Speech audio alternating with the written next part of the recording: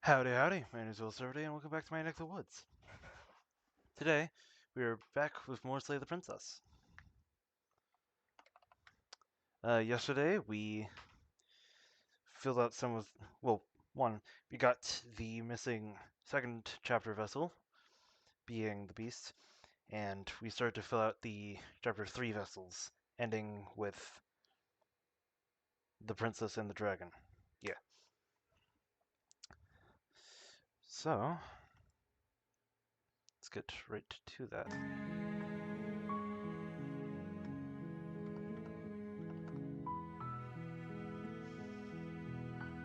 You're on a path in the woods. So, let's see. Alright, come on with the Princess. Cycle, put your heart on your line. You've seen the worst sights of the prison of the world can offer. You always choose to walk away empty-handed. Hey, Kel, welcome to the stream. There are many reasons spirits may linger. Flames of passion, the floods of words left unspoken. You don't need the world for your happy ending. Okay. Come with the princess in a very literal sense. It may involve, but does not necessitate, being eaten. I think it will be easier to be You're eaten, here to so slay. we're going to go do that. To the cabin.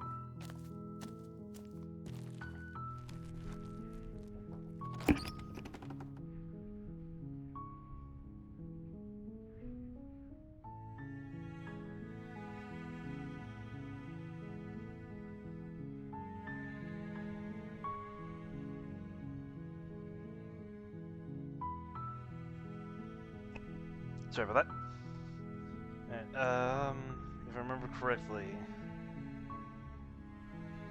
we go through the The door to the damsel's basement creaks open, line, revealing a staircase faintly illuminated by an you go around the princess's line, and then stab her, and then give up. Good. You're still listening to reason. It would be better you walk down the stairs. Let's see what I can do. Go upstairs, into the bottom. Slay the princess. Without hesitation, the wound drives her. Oh.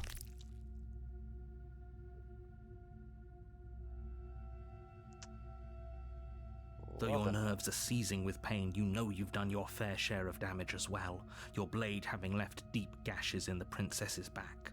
I forgot that's how this works. Whoops. You seize a moment of hesitation to throw her off of you and shakily push yourself back to your knees. We can still turn this around. Oh, I can still give up. Very good. Are you serious? The princess, her shining, we can only... After all this time alone, I thought I'd finally found a friend, but you were just another monster, weren't you? This is the end, isn't it? Before you can answer, everything goes dark, and you die. The Beast. Alright. You're on a path. You're here to slay. So, now we go to... A warning. Before you go any further, Princess. she will lie and let her eat us. The interior of the cabin is ruinous and dilapidated. It feels like no one has lived here for a long time, wind rushing in through cracks and holes in the wooden walls. The only furniture of note is a termite-eaten table with a pristine blade perched on its edge. The blade is your implement. You'll need it if you want to do this right. Right. Guess it really doesn't No matter. steel claw. Do you think we can talk our way out of this? I don't think she wants to talk. I guess we'll just have to trust that we made the right call. It'll still be here if we need it. I don't particularly plan on doing any of those. The door to the basement creaks open, revealing what's left of an old wooden staircase. It's still sturdy enough that you can make your way down in one piece, though you'll have to be mindful of holes. The air seeping up from below is oddly warm and wet, as if you're descending into a jungle. If the princess Princess lives here, Lucia, slaying her would probably be doing her a favor. She growls up the stairs. I can smell you. She sounds almost feral, impatient, or maybe eager. You carefully make your way down the stairs. The last step gives way to the damp earth floor of a starlit pit. The walls are obscured by an impenetrable darkness, giving the illusion that the room might stretch on forever. You brush against the wide leaves of plants that surround you on all sides, seemingly the only living things that occupy this strange underground wilderness. The jungle is pressing in on us, hiding her from view. She could be anywhere. You see only a flash of the princess before she scurries away into the underbrush, dragging her heavy chain behind her. Remember, she's just a princess. She is certainly not just a princess. You're not helping. It doesn't matter what she is. It only matters what she does. Her shining eyes appear between the leaves, staring hungrily at you from the darkness. I can hear your heart pounding from the bottom of the stairs, fledgling. You're right to be terrified. I'm so much more than you. A shiver rushes up your spine and pulls you upright. The air's shifting. She's getting ready to pounce. Move, now.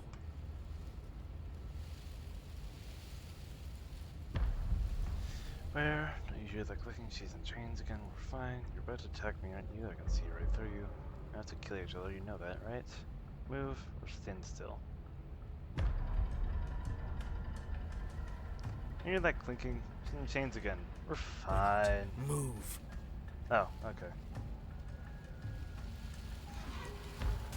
There's a shift in the humid air, and something enormous, the princess, lunges from the shadows, her maw unhinged and dripping, her eyes fierce and full of hunger. I got an achievement for that. Where is it? Freeze. Freeze in front of a creature on your first meeting. She is too quick to outrun, too nimble to outmaneuver, too determined to overpower. This is her domain. You are devoured.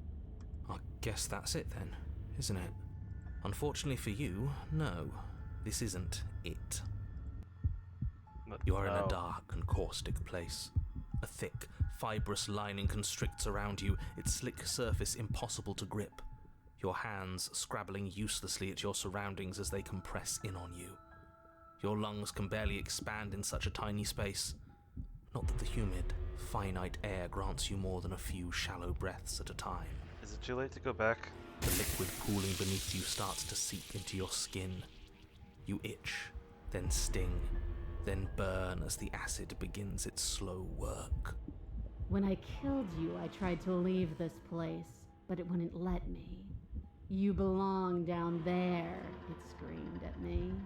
The world is better off without you in it. The flesh around you rumbles as the princess begins to move, her thundering footfalls twisting you helplessly about. Your skin protests as the corrosive liquid sloshes around you, but there will be no respite for you in sight. The burning grows stronger, and you can feel layers of you being peeled away. But you don't belong down here. You came from somewhere else. You came from out there.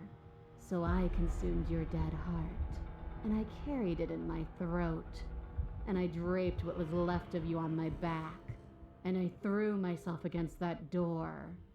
She stops, her muscles tensing around you, and through the muffling layers of her flesh, you hear the whine of straining metal.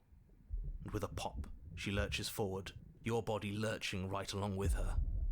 Her chains. She's loose. But even then, it denied me freedom. You cannot fool me by draping yourself in decay. I know your true nature, and it is suffering. Gravity pulls at you as you're hefted upwards, the distant creaking of ancient wooden steps barely audible over the thudding of the princess's heart. And then it was gone, and I was here. A new enclosure, a nicer cage, but still a prison. I learn from my wounds. You're alive now. We can leave together. Does that work? Could she free herself if we're alive in here? Do you really need me to give you a definitive answer for you to understand that the situation is grim? Stop her. Do something. We don't have steel, but we have tooth and claw. Tear through her before we are her.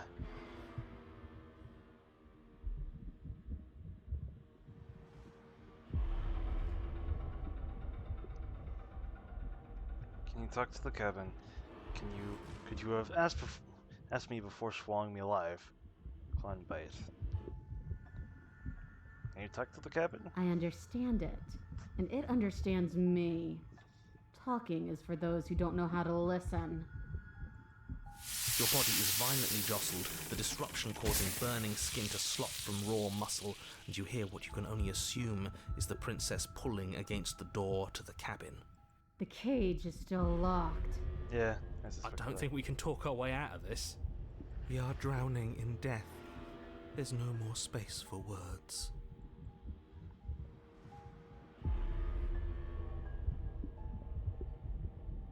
You need me to want for you, don't you? You can't force me to let you out of here. Every creature craves freedom. You will too before you die. You underestimate my spite.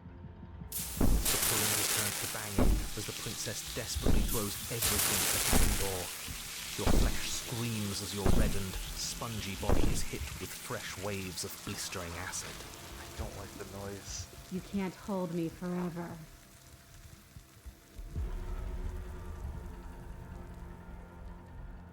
Just because I want freedom doesn't mean I want to give you yours. So you do want freedom. The click of what you presume to be a door ripples through the layers of suffocating flesh. Huh. But we didn't, apparently. That was all it took. That wasn't so hard.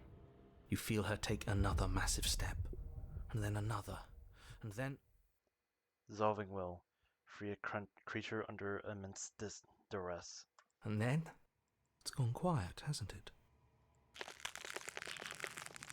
You can feel it churning in the forms around you, in a wet tunneling before you are ejected to a place that is nowhere at all.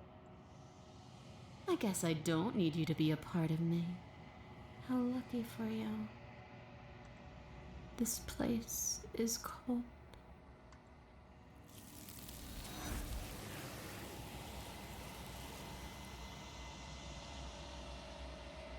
Well, then.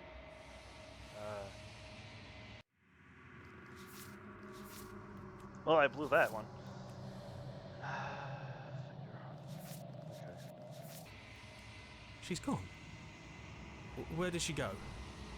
Should we try and find her? And is that a... There's some here. this... Voices feel small, distant as you approach. Silence as you reach forward. They're gone once again. The mirror always makes them leave. You need to see what's in it.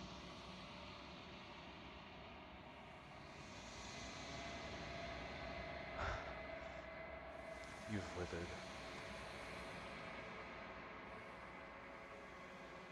You find yourself in the long quiet once again. You're at the cabin.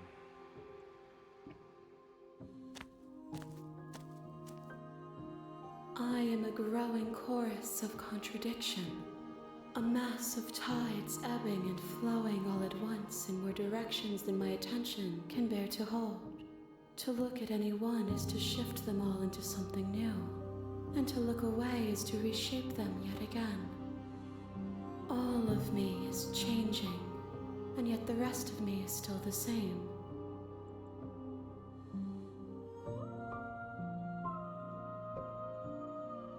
What do you think of this vessel?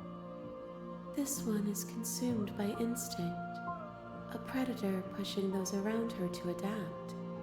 She will make for a cunning heart. She wishes me to devour you, to make you a part of myself, but she is only a voice. Do not mourn her, for she is part of something greater.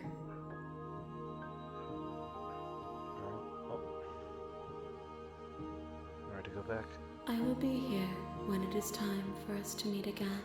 Everything goes dark, and you die. A cunning heart, ring the beast door. You're on. Oh, can't do that until next round, I guess, so...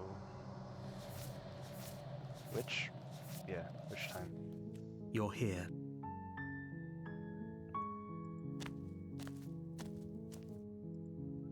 She will lie. Proceed to the cabin. Enter the basement. Hi. Don't be a stranger. Let's see what I can do. You're only making. Thank you. You're making. No. You're doing. Walk up. Go upstairs. Turn to the bottom. Save the princess. Fine. Select door. No. We won't have any of that. As the. Wait. Save the princess. Okay. There's no going back now. I'm with you to the end. You bring the blade down to strike at the princess's heart. But she's fast. She ducks to the floor, your blade narrowly grazing her backside. Slaying her won't be easy now that she's free. We could have gotten out of here together. Were you just lying to me this whole time? I don't know what's come over you, but if I have to kill you, then I'll kill you. Do you think I need both of my arms to do that? She pounces on you with the same animal ferocity she used to tear through her arm. But you have a weapon. You raise the blade, digging it under her ribs, aiming directly for the heart. It's not enough to stop her. You feel her claws in your throat, then her teeth, somehow sharp enough to pull apart your flesh and sinew with ease. You collapse to the floor, your body unresponsive as your blood pools on the ground beneath you. She stares down at your ravaged form, eyes shining in the darkness, dress stained in red as her blood and yours both seep into the fabric. If we're lucky, the wound you managed to inflict will be enough to at least delay her escape from this place. If we're very lucky, it will kill her before she can reach the outside world. It can't just end like this, right? As much as I'd prefer for things to have gone differently, I can't deny the reality of what's happened. I'm sorry, but it's over. Everything goes dark, and you die. Chapter 2, The Witch. You're on a path. You're here to slay. Let's see if we can actually get her to kill me. A warning. Into the cabin. Take the blade. You take the blade from the shelf. It would be difficult to slay the princess and save the world without a weapon. Well, if we're grabbing a weapon, we should probably keep it hidden. That's not... To the basement. The door to the weak starlight, the air smells her voice. Something nasty finds itself on my stairs. Come on down. Don't be scared. I probably won't bite. Hello. I recognize that voice as easily as I recognized your nervous little footsteps coming up the path. I know who you are, and I remember what you've done. She must have you confused with someone else. She seems friendly enough. Maybe we can talk our way out of this whole situation. You can't look, do you? You need... Fine. You're the boss. Thank you. You descend the basement steps, entering the dark room below. Hello. You can just make out the shape of the princess in the gloom. She's huddled against the far wall, her eyes bright and glaring from amid the thick roots. And there you are, one hand tucked away behind your back, gripping that sharp blade, no doubt. That's no fair. How would she know that? Nope. Whoops. Sorry about last time. Ooh, smart. Let's apologize, get us back on the right foot. Oh, you're sorry. Isn't that nice? You're such a gracious little monster. If you're sorry, then let me out of here. Prove it.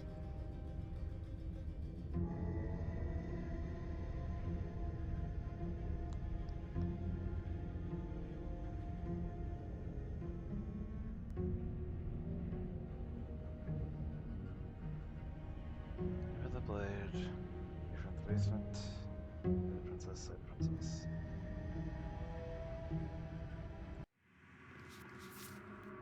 Fast cycle is to put your heart on the line.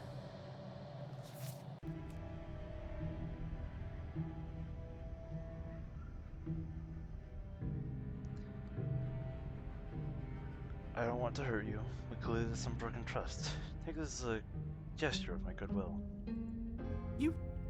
You can't be serious. I'm very serious. Now, hold on. We should put this to a vote. The blade is one of our most valuable assets. We can't just give it to her. What if she uses it to kill us? I vote no. If she uses it to kill us, all the better. As do I. I abstain. You abstain. She's going to kill us if we give it to her.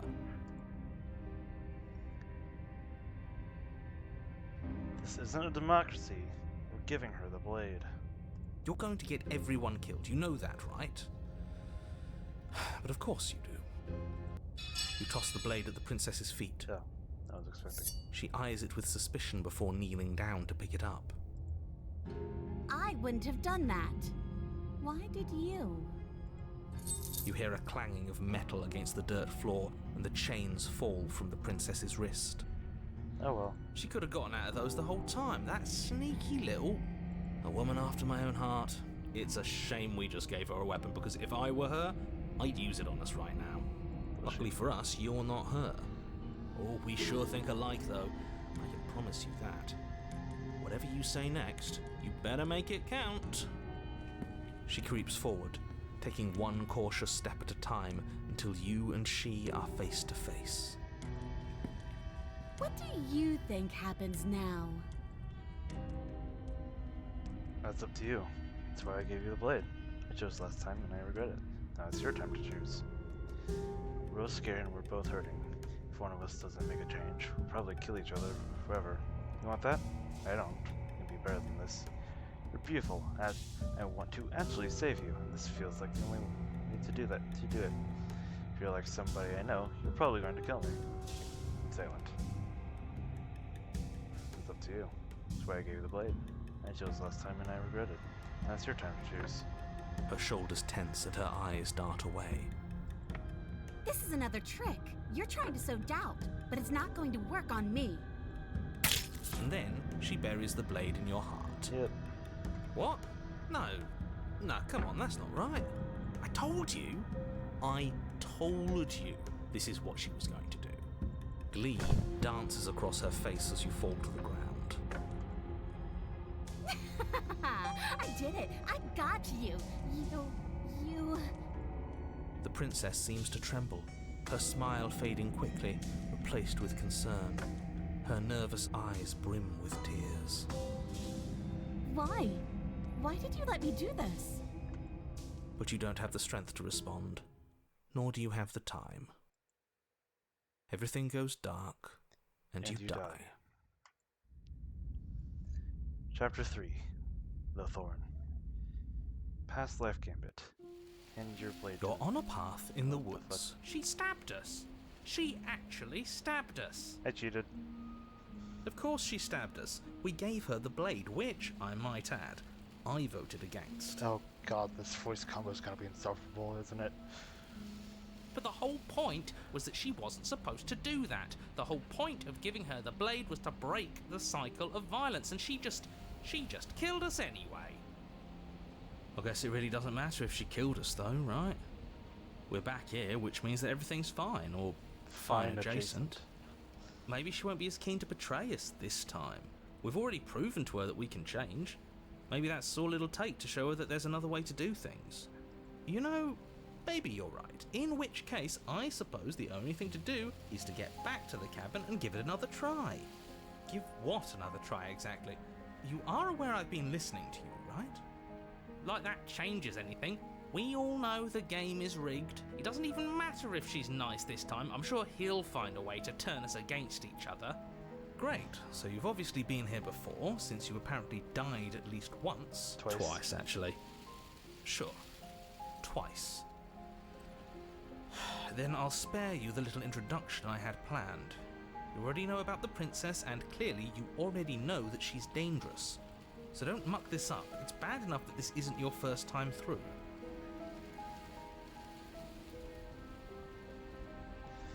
This place is different, it keeps changing. We're going to fear. We even now, I'm sure she understands that, but we can see what she has to say for herself when we get to the cabin. Hope you don't think I'm planning on freeing her after she stabbed me in the heart. Go to the cabin. What happens if we just leave? You sure seem to be taking the whole looping thing in stride. So I proceed to the cabin. It isn't long before you find yourself at the base of the cabin. I think it's clear where everyone stands at this point. I don't know if I'd say everyone. You talking about me? I have a position. It's a good one too. Whatever it takes to get us out alive. Ignore him, he's just talking for talking's sake. My position is the only one that matters. The princess is a threat to you. She's a threat to me, and most importantly, she's a threat to the world. You know what you have to do. Proceed into the cabin. The interior of the cabin is hardly an interior at all anymore. The burned-out ruins merely suggest the shape of the structure that once stood here, charred wood still reeking of ash. But beneath it lies the fresh smell of spring growth after rain, the promise of new life in the wreckage of the old. Huh, I've got a blade. The only furniture of note is the crisp shell of what was once a table, a pristine... Wait, this isn't right. There's supposed to be a pristine blade. Why isn't there a pristine blade? We gave it to her last time. She can't still have it, can she? Well, it's not here. And if she has it, let me guess, you want to get all chummy with her. Look, as far as I see it, if it's between him and her, I say we side with the one who has the weapon. It's just the smart thing to do. I wouldn't be so hasty. I'm sure the blade will turn up somewhere. She can't have it. That's not how this is supposed to work.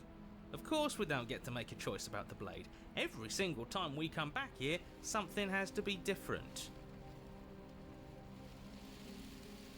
Right, first in here. You step forward and approach the scorched entryway leading to the basement, hesitating before you begin the descent. Might as well take a look while we can. There's nothing else to do here now that the knife has been taken from us.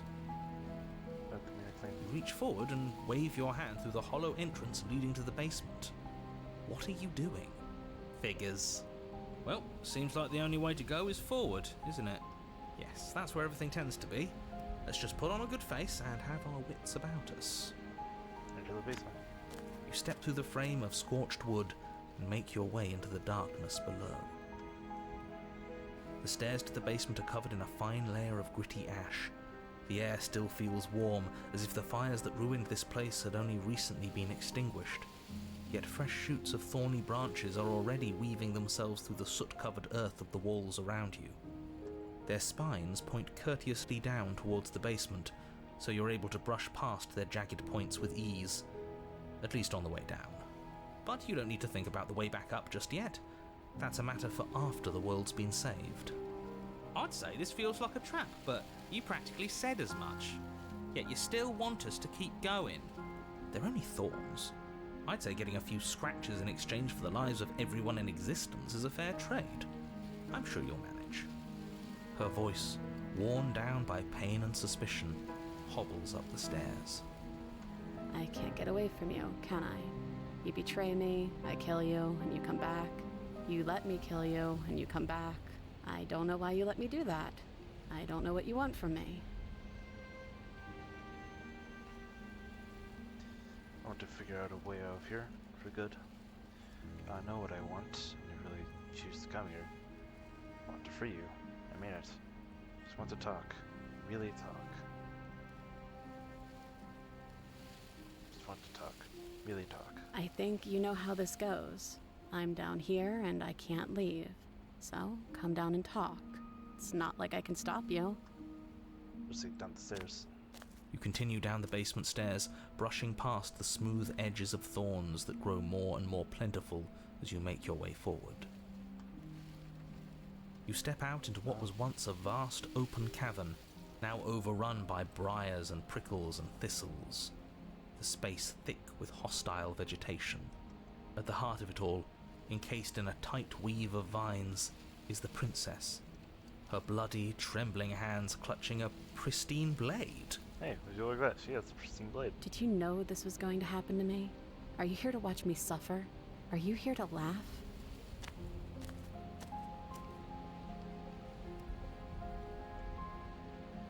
Yeah, I'm here to laugh. What do you think would happen after you killed me? Do you think I wouldn't hold it against you? I'm not here to laugh, I'm here to free you. If you'll let me, I can cut you free, but you'll have to give me the blade. Reach for the blade. You're in a prison of your own making. You broke our cycle of violence. If you want to wallow in it, be my guest. Is there not anything left to say, do you? Fine. If you're going to be like that, I'm going to have to leave. Have a nice life. I'm not here to laugh. I'm here to free you. If you'll let me. I want to trust you. Her grip tightens on the blade. But you're hiding something, aren't you? Why would you help me if you weren't helping yourself?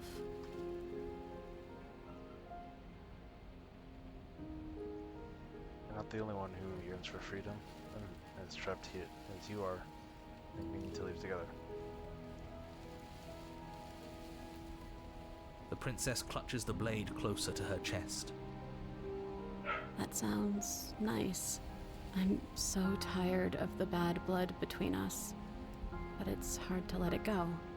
You've hurt me. You've Her hurt me. eyes dart away from yours for a brief moment. And I've also hurt you.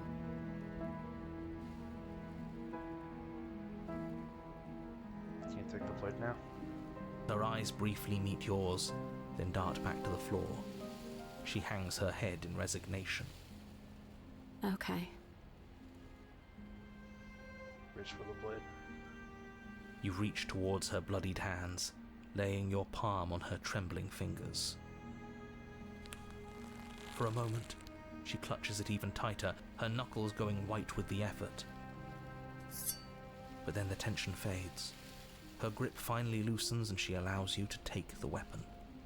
You carefully pull it free from the thorns, though they scrape at your skin, leaving red trickles of fresh blood all along your arms. I'll be damned. She really gave it to us. Yes, she did. It feels like it's been so long since we've held real power in our hands. I wonder what we should do with it. We free her, obviously. It's the right thing to do. I think you're right. She's as much a victim in all of this as we've been. Besides, it would really stick it to him to free her. Or, hear me out, we slay her. Right here, right now. She's never been so helpless, and if we don't take advantage of that, we may never get another chance. That sounds like a splendid idea. You should listen to him. We've all said our piece. Now it's time to make our move. It's 2 against 1. It's 2 against 2. It's 3 against 2. You don't count. And why shouldn't he count? Because he's clearly not one of us. That doesn't matter. He's been with us the whole time. He should get a say. So, did you mean it? Or was I a fool to hand my life to you? Cut her free. Yes, what a good idea. Let's cut her free. Oh, so you're suddenly team free her. You can't just switch sides as soon as we make a decision. I can do whatever I want, and I believe with my whole heart that this is the right course of action. Let's free this princess. Even if he'll stick a knife in our back as soon as he has the opportunity, it's still better to have him nominally on our side. At least that gets him to shut up for a while. See? We're all friends here, united in our actions and intentions. Yeah, united. But the other one has a point. If it keeps you quiet, sure, we're all friends. You take the blade to the thorny vines imprisoning the princess, and she flinches, relaxing only slightly as the blade slices into the thick vegetation rather than her arm. And she flinches again as the last of the vines is cut away, as if, after all of that, she's still expecting you to turn on her and stab her in the heart. But you're not going to do that, are you? Still, all it would take is a single slip of the blade. Yeah. Is that really all you've got, threatening us with an accidental misstep? I expected more from you. Our blade didn't even waver when he said that. Yeah, you're right, he's a bit of a nobody, isn't he? Good thing I've been on your side of all this since the beginning. Yeah.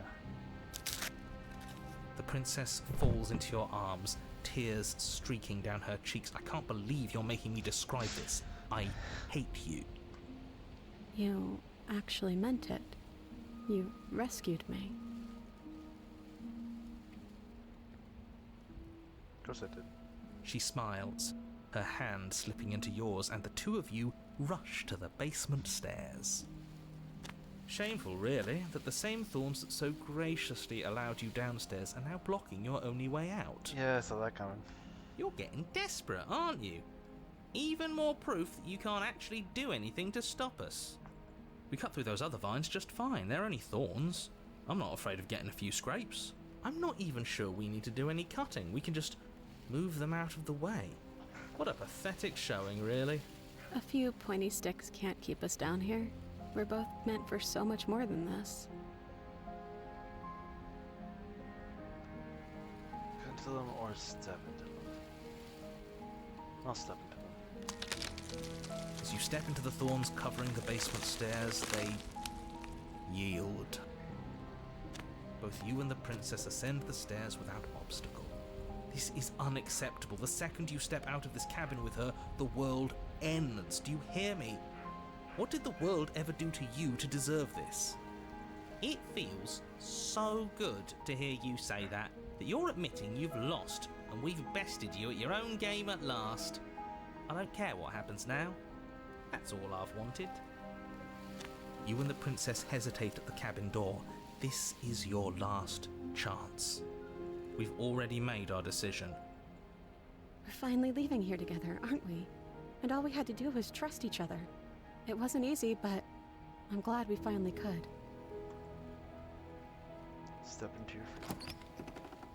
Hands clasped, the two of you open the door and step out into a new day, you irredeemable murderers. Turning over a new leaf. Work through some issues and learn to trust again. What do we do now? Where's everything going? Why is it so cold?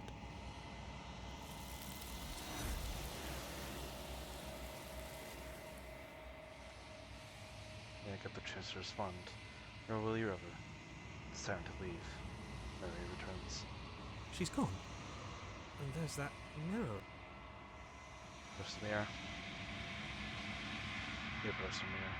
This doesn't feel right. It feels it's going to do something to us. I can feel it. If they think it's bad.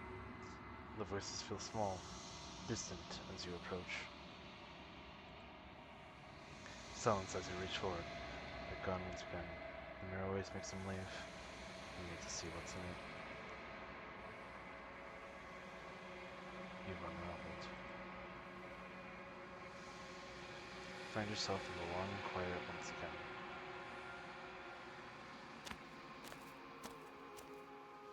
You're at the cabin.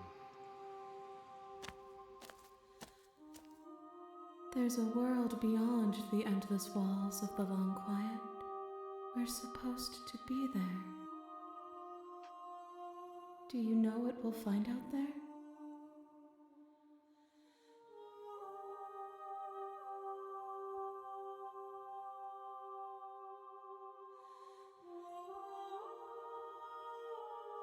There's trees and stars, and there are people, I think. At least there are supposed to be people. There is a warmth and sadness in me at the thought of people. Fresh tears on a winter's day. They are not like us. They do not last.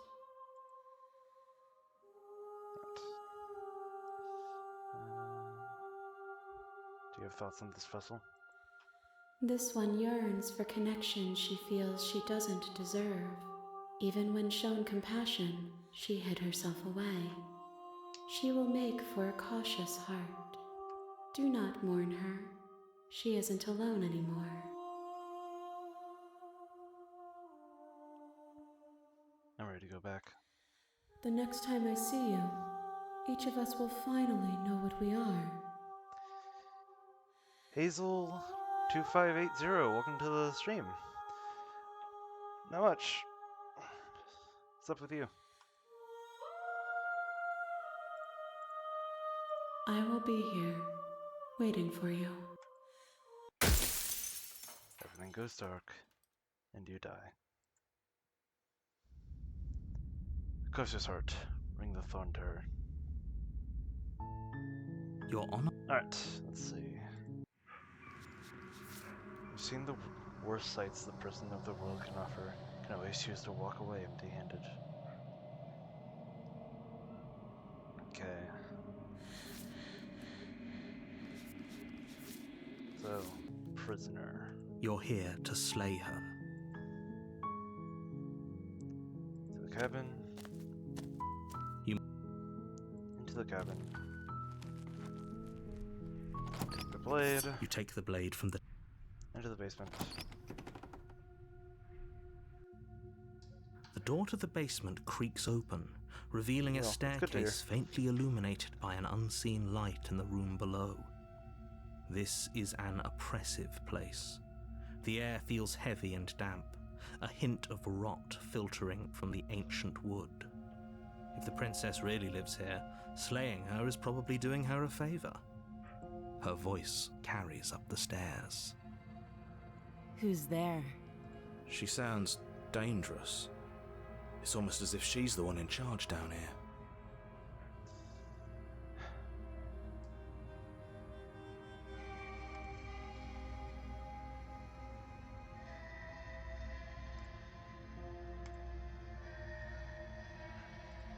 Yeah, bastard rule. Don't let it fool you. It's all part of the manipulation. Hi. Don't be a stranger. It's been so long since I've had any visitors. Come on down. You walk down the stairs and lock eyes with the princess. There's a heavy chain around her wrist, binding her to the far wall of the basement. She's so coldly beautiful. Is she really a threat to the world? Focus on the task at hand. And there you are. Are you here to kill me or something? This is here to talk. Then why did you bring a knife with you? How about you drop it, and then we can chat? She makes a compelling point. What if we just dropped the blade and talked? Look at her. It's not like she's a threat. Don't you dare. It's fine. We can decide what we want to do after we talk to her. Maybe she really is a monster, but killing someone in cold blood isn't very becoming of us. Drop The blade tumbles out of your trembling hands and drops to the floor with an unceremonious clang. Thank you. Maybe now we can just talk. Against your better judgment, you step forward to speak with the princess face to face, unarmed. We'll be fine. I don't know what you're hoping to accomplish here, but I can assure you there's no reasoning with her. Just make sure you don't forget about the blade on the floor. You're going to need it. So here we are. What an awkward start to a relationship. Yep. Relationship? Are you coming out to me? Not something like that. Don't jump to any weird conclusions. We're two people who have met each other. By definition, we have a relationship.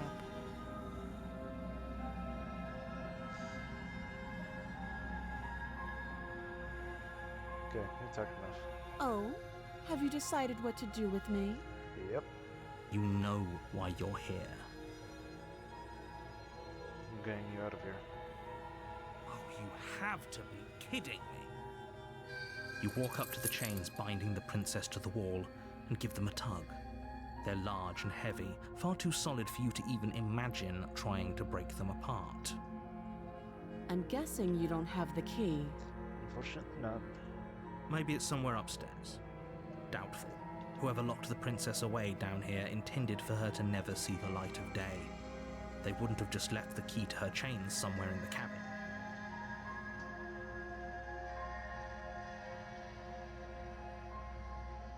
gonna check upstairs. Maybe the key's still lying around somewhere up there. If not, maybe I can at least find them and break you free. I'll be here. You attempt to make your way out of the basement, but the door at the top of the stairs slams shut. You hear the click of a lock sliding into place. Is someone else here?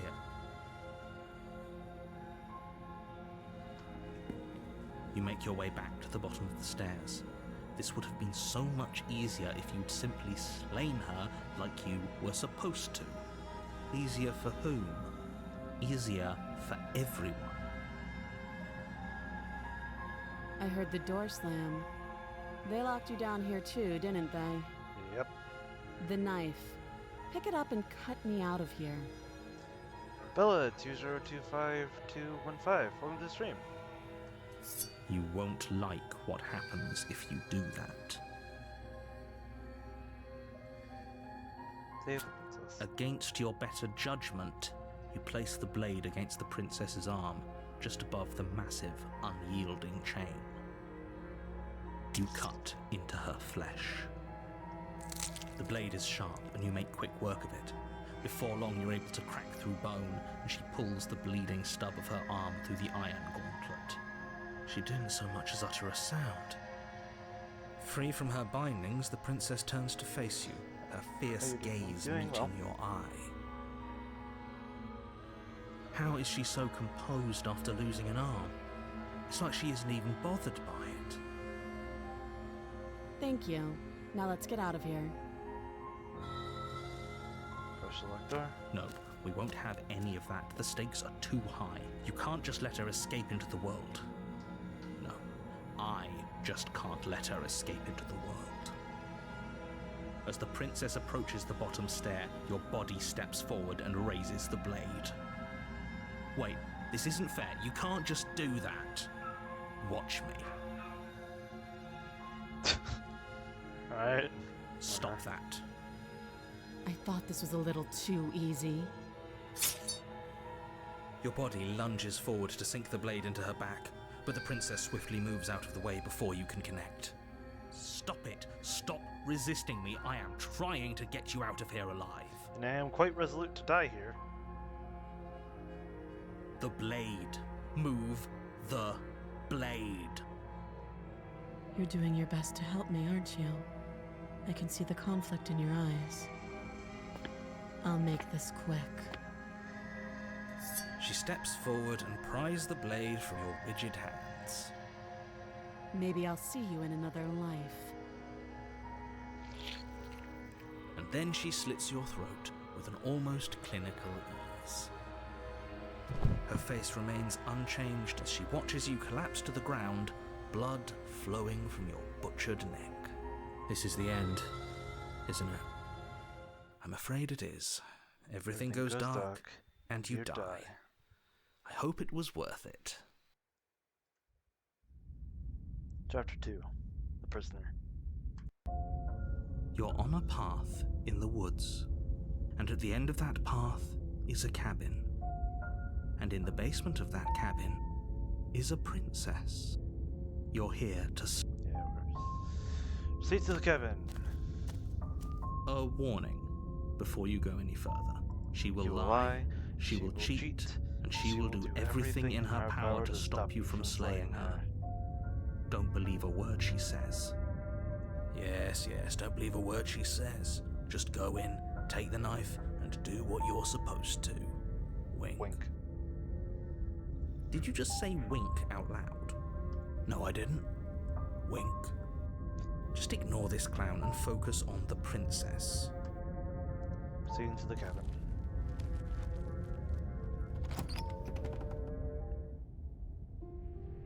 The interior of the cabin is less a cozy woodland retreat and more like a dungeon. A few pathetic wisps of starlight attempt to illuminate the cold, uninviting stone walls, and thick, wrought iron bars barricade the windows, reminding anyone who enters that this is a prison. The only furniture of note is an iron table, bolted to the floor, a pristine blade perched on its edge. The blade is your implement. You'll need it if you want to do this right. Take the blade. You take the blade from the table. It would be difficult to slay the princess and save the world without a weapon. Good idea. Much better to be armed than to go in with blind hope alone. Enter the basement. Popped my wrist. The door to the basement creaks open, revealing an old stone staircase. A few sputtering torches attempt to vaguely illuminate your path, dancing across glimmering patches of slimy moss on the stone steps. If the princess lives here, slaying her would probably be doing her a favor. Her voice, harsh but controlled, carries up the stairs. Is that a visitor I hear? Please, come downstairs. It's been a while since I've had company. I wonder what visitors she could be referring to. Were we not the first? You walk down the stairs and lock eyes with the princess. She looks up at you, the heavy collar around her neck clanking loudly as she moves, the chains binding both her wrists to the far wall, joining the metallic chorus as she adjusts her hands in her lap. Should we be worried about the one around her neck? Why would you be worried about her restraints? If anything, they'll make your job easier. Have you noticed the empty chain on the wall? Odd that in a place where everything seems to serve a distinct purpose, there would be something so obviously useless. What an interesting development. Why don't you have a seat? The two of us should chat before you bury that thing in my heart. With her. You step towards the princess, but she stops you before you get too close, holding up one shackled hand. There's fine. I'd prefer we keep some distance until we've sorted this out. That's reasonable. We do have a weapon. Might as well put her at ease. You do as she asks and sit on the floor, still a good distance away from her. Thank you. Now, what are your intentions for me?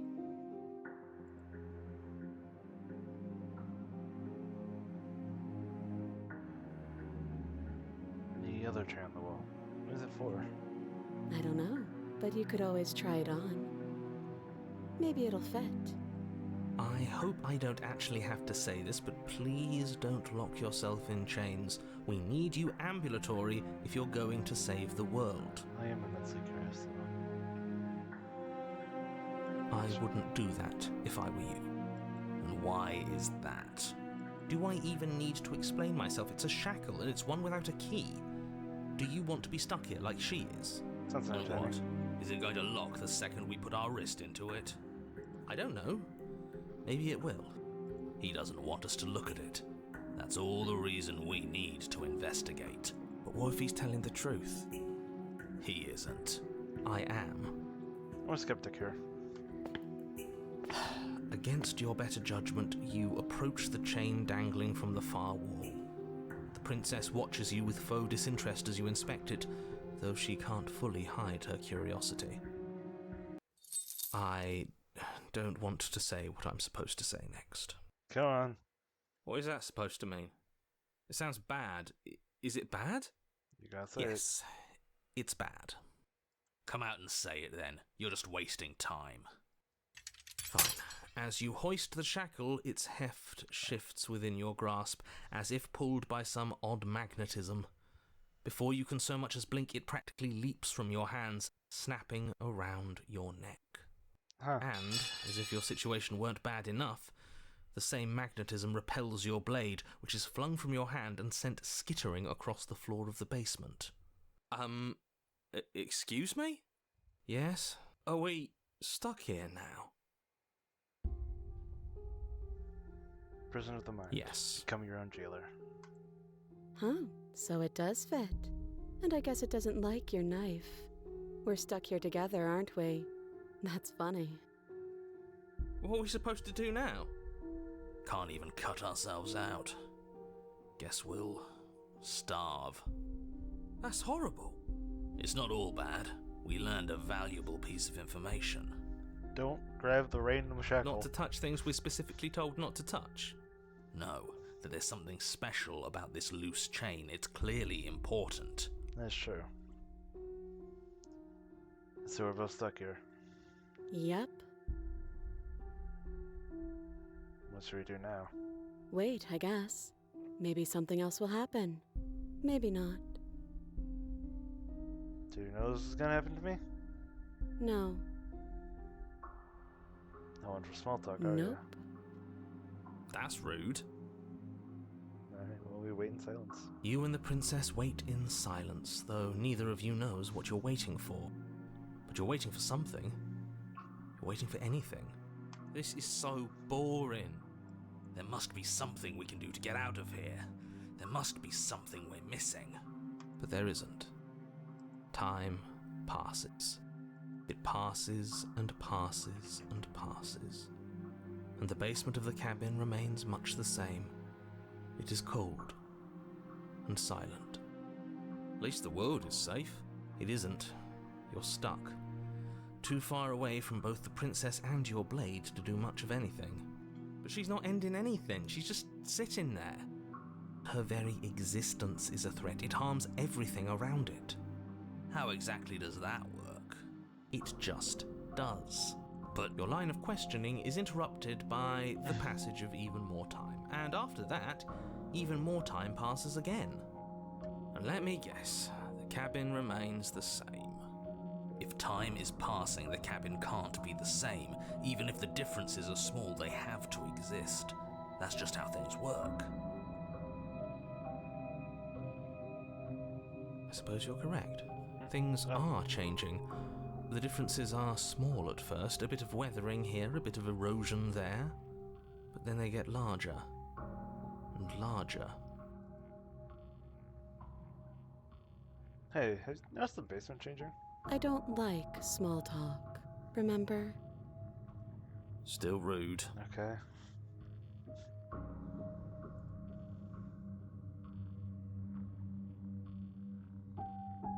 You continue to wait in silence, and the cabin continues to change. The decay comes faster now. You can see earth through holes in the stonework, can watch lichen spread along the seams of the walls. That doesn't make sense. Has our entire concept of time changed? What happened to starving? We should have died by now if the rocks around us are starting to erode. She hasn't starved. I guess she hasn't.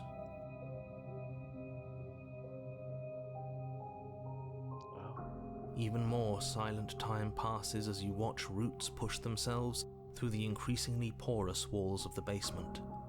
Dirt seeps inside, flowing across the stone floor like a liquid, covering the ground and threatening to swallow you both. Time continues to pass, and pass, and pass, until suddenly there are no walls. And then... Oh. And... I think he's gone. Would you look at that? We made it out of the cabin, and nothing bad had to happen to either of us. So this is the outside world. It's cold.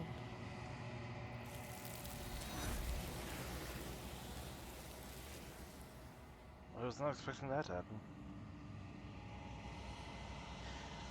But you do not get the chance to respond. Or will you ever? It's time to leave. Henry returns. She's gone. Where did she go? Should we try and find her? And is that a mirror? Why is it here? Why now? There's the mirror. This doesn't feel right. It feels different. Final. You're right. Part of me wants the truth, but... The voices feel small, distant as you approach. Silence as you reach forward. They're gone once again. The mirror always makes them leave. You need to see what's in it. You are nothing at all. That isn't right. Can't mean nothing. You focus your gaze. Then you see it. A figure, fainting, veiled in shadow, just beyond the reflection. Are you me? I think you know what I am. Crack slides down the center of the mirror, splitting the image of the glass in two. And then another crack forms, and another, turning the mirror into jagged shards of broken glass.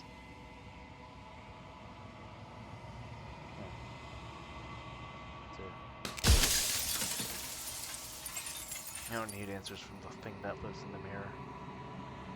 You already know what you are. You are the one quiet, vast, and nascent God. It is finally time for you to wake up. All of this is you.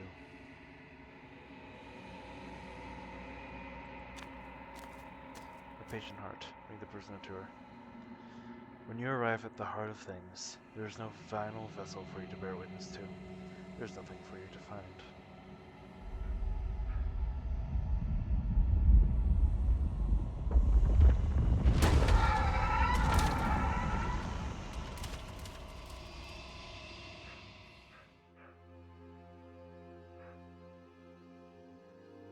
I can finally see you, and you can finally see me.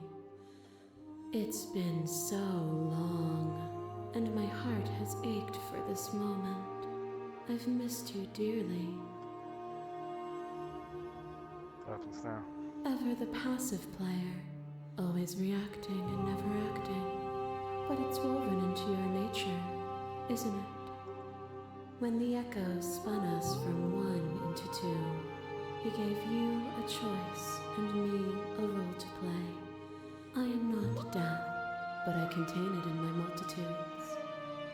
So, will you attempt to destroy me and bring about a world devoid of death and the possibility of meaning? Or will you open the final doors to our liberation?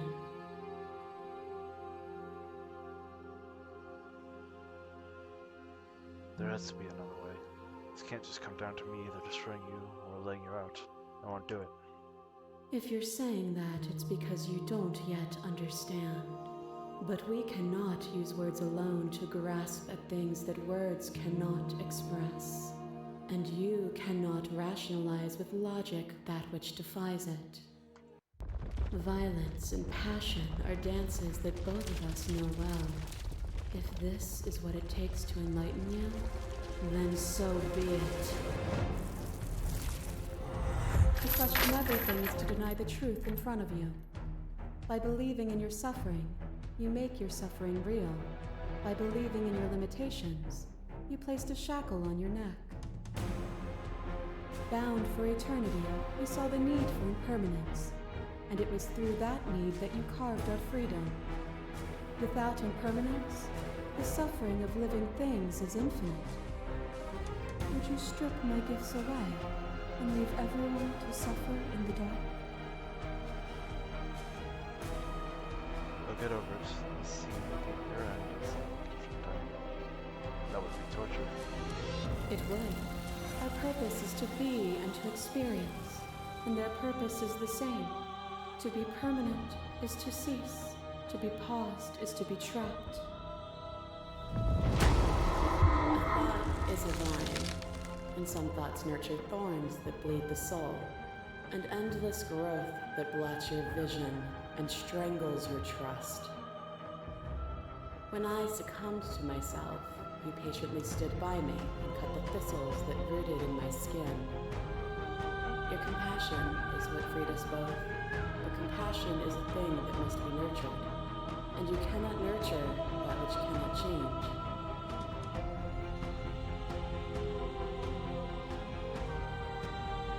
Of course I have to. I don't want to stay with each other. Then help me again. We are each other's liberation. You are revenge. Pray for something bigger than you that stalks and slinks in shadows. Within you are tightly bound and choke on heavy air as acid burns its way into your pores. A nest of things devouring within things devouring. But even when dissolved, you gifted me a life. Perhaps it was fear that drove you. Perhaps it was compassion. Perhaps it was an accident. But the outcome of an act matters more than its intentions. There's a natural order to the cycle of things sustaining things. A world without sustenance is a world without relationships. And it is our relationships that give us form and substance. You're right. Without desire, you I have no need for relationships, we'd all be alone. Yes, without desire, we have no need for relationships, we'd all be alone. But if we had no desire, we would not be so bad. You cannot use eating me to prove that you're right. My intentions do matter. I'm free to deceive myself. I didn't want to free you. You tricked me. I just wanted to not be eaten. And yet our conflicting desires liberated us both. And now we are here. So much more than we ever could have imagined. What once was one, then was two, and then was one again. You gave me shelter when you burned mine down, and then you struck another match. I pulled you from the ruins, and then we built a life. What once was one, then was one again.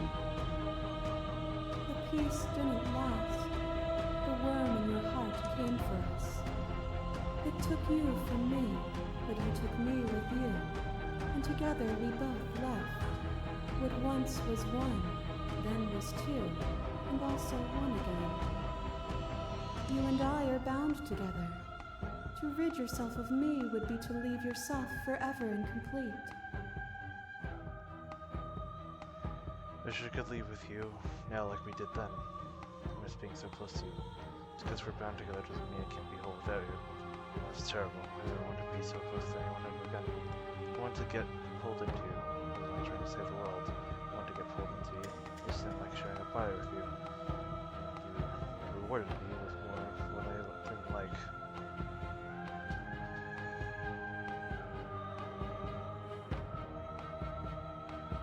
Just being so close to you. Then leave with me.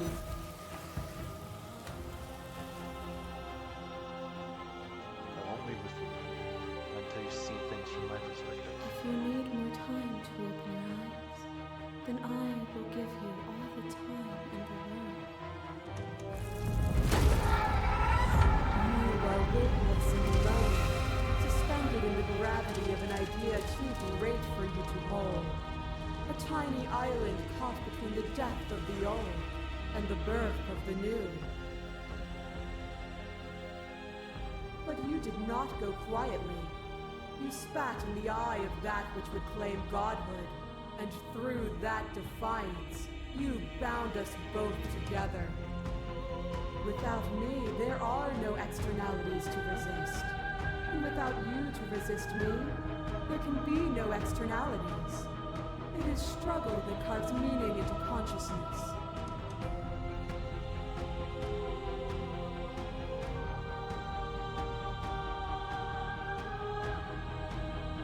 I'm still defying you now. Sorry for what I did to you. To the worse. I swear that was you were consumed by your own ego. And you shed your doubts to rise against me. It was only together that we were able to create something beautiful. It's a clash between you and Bates. You begin to shake, your will rapidly dissolving. Nothing is immutable. Everything that is exists only in relation to everything it isn't. There is no constant. There is no center. Open your eyes and accept what we are. We can leave this prison together.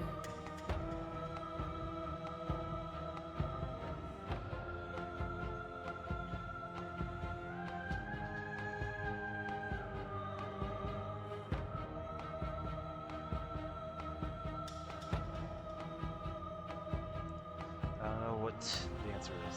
There has to be something else. It can't be this. I'll kill you. I won't let you free. There is no something else. This, what we are, is everything. Whatever you're trying to do right now, you don't have to do it alone.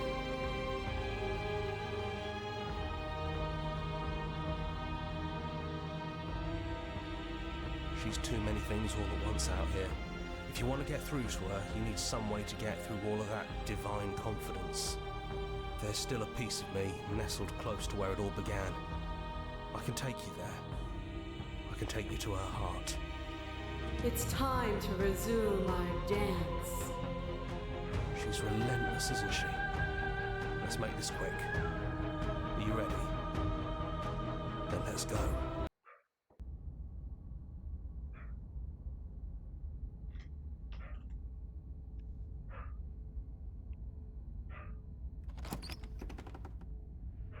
And here we are.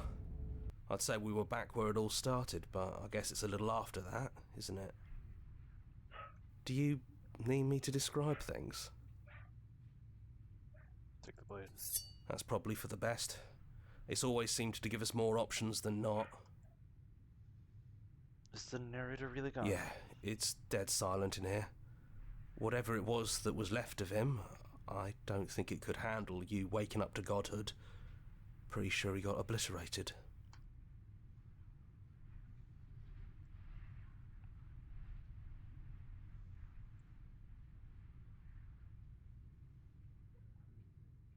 Good riddance. Yeah. He really put us through hell, didn't he? Into the basement. The stairs. Do you remember the first time we were here? The first time we heard her voice? Have you figured out what you want to do yet, or are you going to keep trying to find a center that doesn't exist? It sounded just like that. A little sharp, a little menacing. Only she didn't know us. And down we go. We shouldn't keep her waiting. And there you are, knife in hand. It really brings me back. Have you given up on talking? Have you finally decided to kill me? You'll have all of eternity to yourself after this. Why don't we chat a little before I go? Sit with her. I don't think I want to be a god. Honestly, me neither.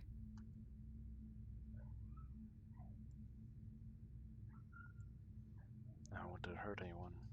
There has to be a way out of this. Well, I don't want to be at the end of that knife, so how about we figure something out? What if we tried doing this forever? I can do whatever you think I can, right? So, make me put it all back.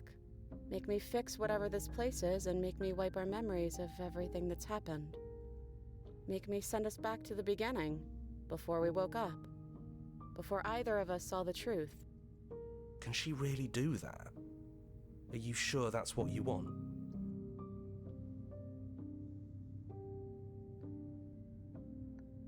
Would resetting it do anything to help them? The people out there continue to exist. Don't they continue to die and suffer? Fixing that is on you, not me. If you want me to help them, you'll have to make me help them. I want to forget you. That's sweet. But unless you do, the whole world ends, right? Not like I care, but it seems important to you.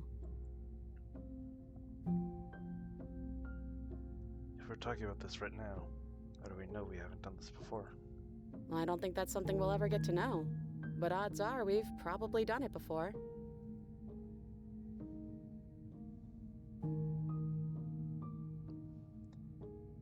How do you know that things won't end worse? What if when I make my way back here, I'm different and I hurt you? What if I kill you? What if I let you bring about the end of everything? Who cares? We've hurt each other plenty and I still like you. And if you're hesitating, then you must still like me, too.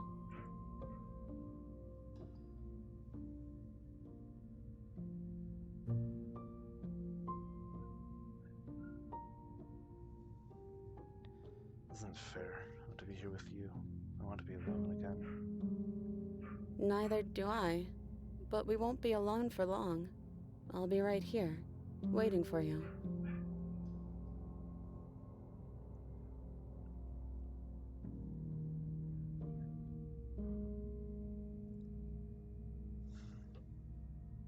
Okay then, let's do it. I believe in us. Okay, if this is your choice, then I have your back. I guess I'll see you on the other side. She takes the blade from our hand, a fondness in her gaze. I love you. Oh, I love you too.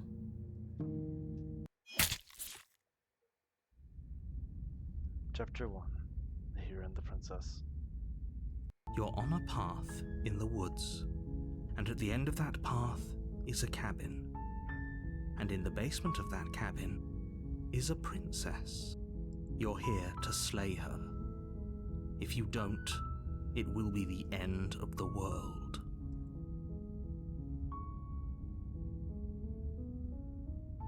Family continue to the cabin. Alright. Once again, as the credits roll, I will be right back.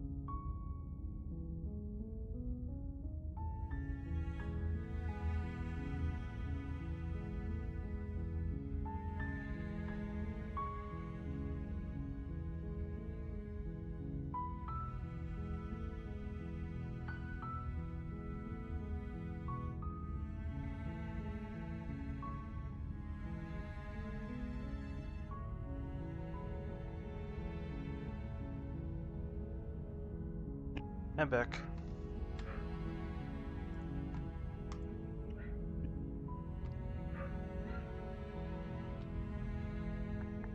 Turn to main menu. Okay. So, oh, we still got to go. So, let's try for that Eden one again. You're on a path.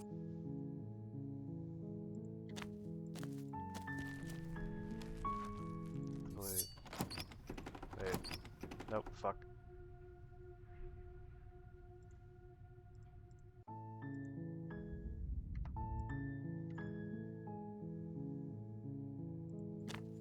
Proceed to the cabin, to the basement. Don't Hi. be a stranger. It's been so long since I've had any visitors. Please, come downstairs. You walk down the stairs and lock eyes with the princess. There's a heavy chain around her wrist, binding her to the far wall of the basement. She's beautiful. How could someone like this be a threat to anyone? I am begging you to stay focused. There's a lot riding on you here. Hi. Do you think you can get me out of these chains? I'll see what I can do. You're only making this more difficult. Thank you. Thank you. You're making a huge... No. You're doing the walk up. They're large and heavy. I'm guessing you... Maybe it's somewhere upstairs. Go check upstairs. Turn to the bottom. Slay the princess. Without hesitation. The wound. Okay. There's no go... You... The princess pushes away from... Slay the So your princess. nerves are... Give up. Are you serious? Alright, here we go. Proceed to the cabin. A warn. She will lie. There's a cat. She could... Proceed into the cabin. I'll take the claw. You take the blade from the... Enter the basement.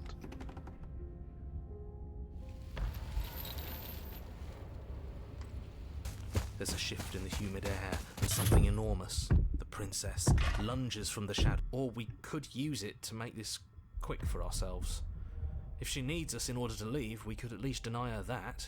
That is a bad thing to do. Under most circumstances, yeah.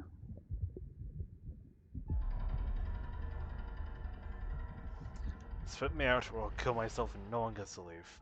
I'm so very, very patient. If it takes lives and lives and lives to swallow my way to freedom, then that is what I'll do. Your body is violently jostled, the disruption causing burning skin to slop from raw muscle, and you hear what you can only assume is the princess pulling against the door to the cabin. The cage is still locked. I don't think we can talk our way out of this. We are drowning in death.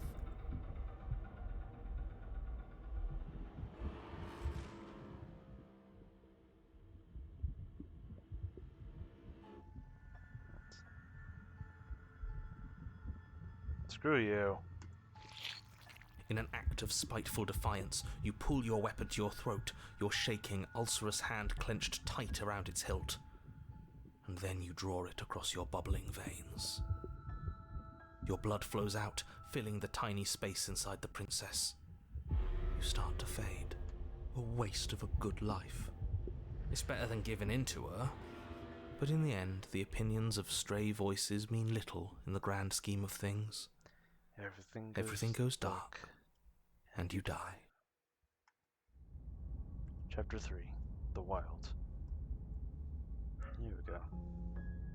What the... We are a What? path in the woods. We have no beginning, and we have no end. But something cold and unnatural sits watching us from just beyond our edge. His gaze pushes against our borders, curling them in on themselves, preventing them from stretching to the places they need to reach. No, that's all wrong. You're not a path in the woods, you're on a path in the woods. Who's even saying that? That's not the princess, is it? Oh no. How many times have you been here? This would be 3. I think this is our 3rd? That's bad. That's very, very bad. It wasn't even supposed to reach 2. If you're at 3, well, no wonder things aren't the way they're supposed to be. Let's get our facts straight. What happened last time? What could you have possibly done for things to be like this? The thing that sits beyond our edge speaks his logic into us. He tries to grasp at things that cannot be grasped. He tries to stare with wide pupils at that which can only be held from the corner of the eye or with a passing glance. Shut up. The rest of you, talk. What happened? What did you do? We're part of her because she consumed us. Can she hear us if we talk? I can hear everything, little one, but you don't have to be afraid of me. There's no place where you end and I begin. Nothing can hurt you here. Not anymore. It shouldn't count as her eating us if we offed ourselves. Oh, she did eat us, though. We're still here, though. And if we're safe, Isn't that better? I guess this is fine. Doesn't feel half bad. Miles better than being dissolved, anyway. She ate you. And now you're convinced that you're stuck together. What a mess. He doesn't understand. We aren't convinced of anything, and we aren't stuck together. We're one. This is how we're supposed to be. Can't you feel it?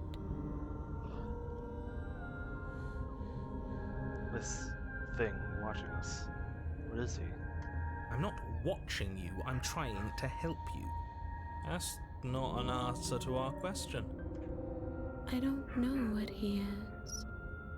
I only know that he is something other, and that he wishes for you and I to tear ourselves apart. What's going on with the music? I do want that, but only because it's in your best interests. It's in everyone's best interests. You won't be able to slay her unless you remove yourself from her.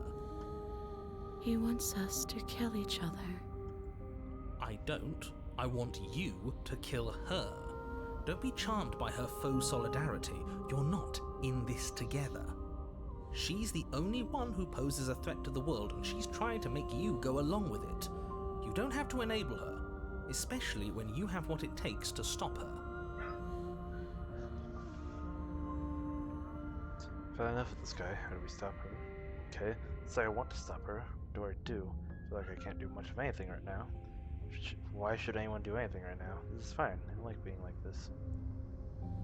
Or I like being this. Why are you being nice to me? You a monster? Can you eat me? Feel the pressure of the outside.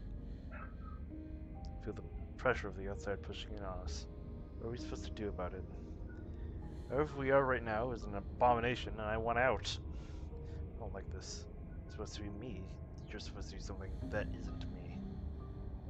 Okay, you, narrator. Anyway, stop this. We're doing nothing. There's no exploring here.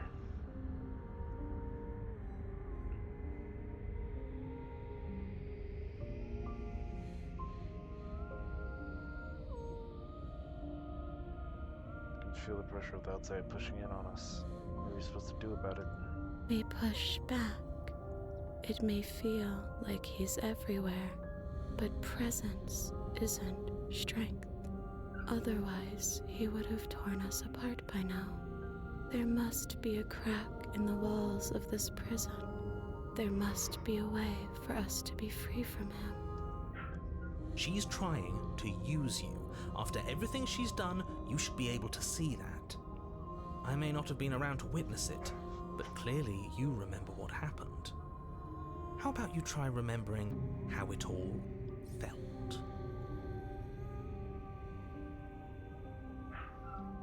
Remember how it felt. We can't go back to that. We can't go back to the fear and the hunger and the pain. Not after being something as beautiful as this. Doesn't all that conflict feel so far away right now? Okay. So petty? We've been posed against each other by something that understands the strength of our unity. I'm not sure I want to play along with this anymore. I can feel a thumping, a heartbeat, like a distant terror that keeps getting louder the more we pay attention. Please, stop. If you let it in, we'll fall apart. Don't look at it! Hold yourself together. We're no strangers to effort. We can push this back down.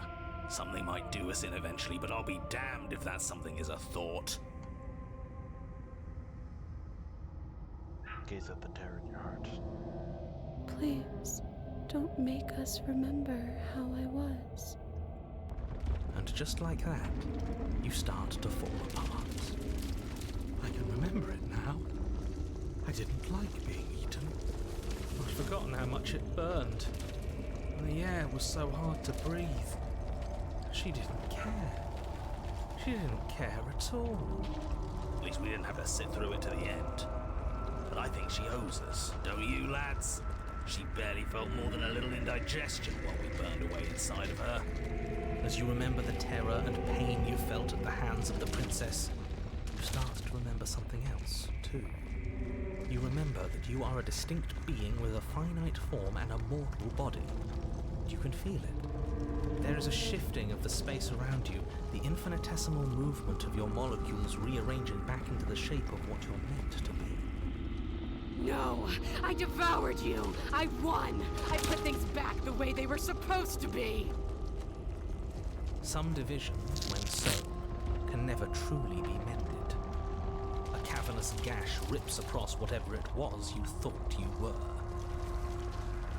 The wound. Some tears can never be mended.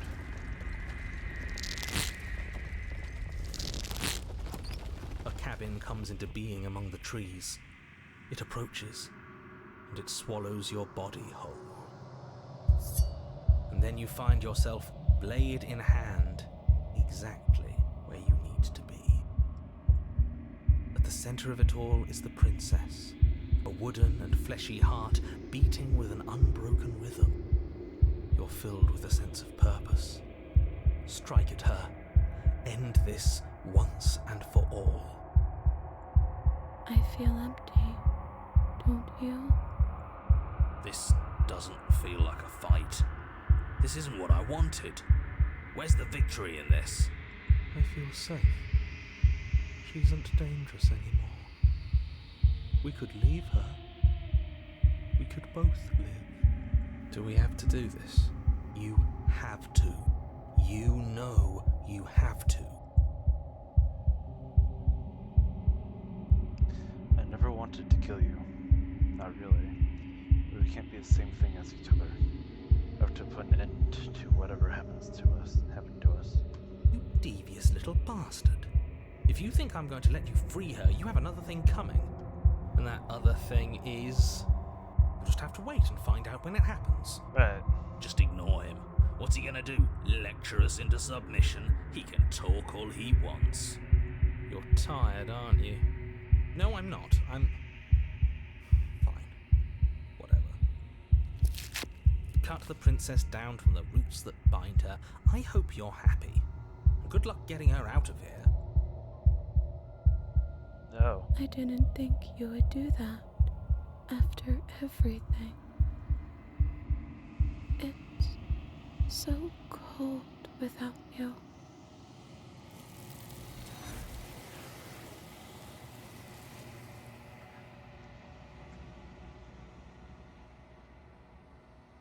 But you don't get the chance to respond. Something has taken her away, and it's left something else in her place. She's gone. Where did she go? Should we try and find her? And is that a mirror? Why is it here? Why now? I'm begging you, don't do this. You burst the mirror. This doesn't feel right. It feels different. Final. That thing reeks of death. Screw the mirror. We just need to find the princess. The voices feel small, distant as you approach. Silence as you reach forward. They're gone. The mirror remains. It's time for you to see what's in it. It's you.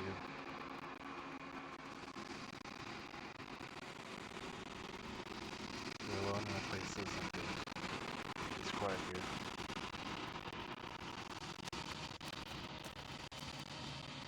You're at the cabin.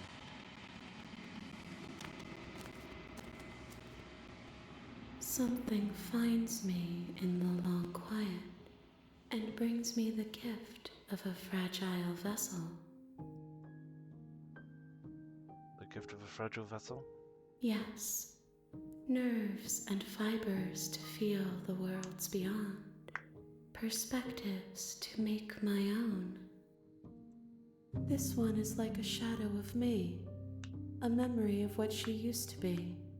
Bound to the wounds of distance and time, she will make for a scarred and beautiful heart. Do not mourn her. She has finally found peace.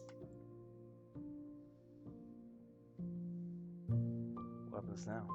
Nothing, as we are, but I know that there are worlds beyond us, and that we are meant to reach them. There is no exit, but this vessel is a creature of perception. She can make you forget, if only you believe her to be able to. Bring me more perspectives, so that I may be whole, and Okay, made me forget. She asks that I tell you to remember her. You won't. Everything goes dark, and you die. A scarred and beautiful heart. Bring the wounded wild to her. You're here to... Okay, let's see what's next. Oh. That's fun.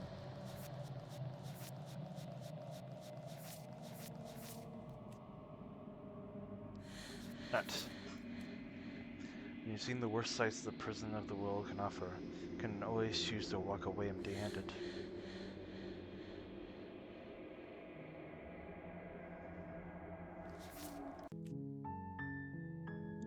I have an idea.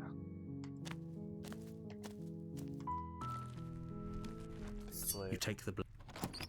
To the basement. The door. Her voice. Who's there? She sounds Hi. Don't be a stranger. It's been so long since I've had any visitors. Talk. The blade tumbles out of your trembling hands and drops to the floor with an unceremonious... Okay, talked enough. I'm getting you out of here. Turn to the bottom of the You make your- stairs. Save the princess. Against your better judgment, you place the blade against the princess's arm, just above the massive, unyielding chain. You cut into her flesh. The blade is sharp, and you make quick work of it. Before long, you're able to crack through bone, and she pulls the bleeding stub of her arm through the iron gauntlet. She didn't so much as utter a sound. Free from her bindings, the princess turns to face you, her fierce gaze meeting your eye. How is she so composed after losing an arm? It's like she isn't even bothered by it. Thank you. Now let's get out of here. Approach the locked door. No, we won't have any of that. The stakes as the princess of... Wait, watch me. Warner. Stop that. I thought this was a little too easy. Your body lunges forward to sink the blade into her back, but the princess swiftly moves out of the way before you can connect. Stop it! Stop resisting me! I am trying to get you out of here alive. The blade. Move the blade.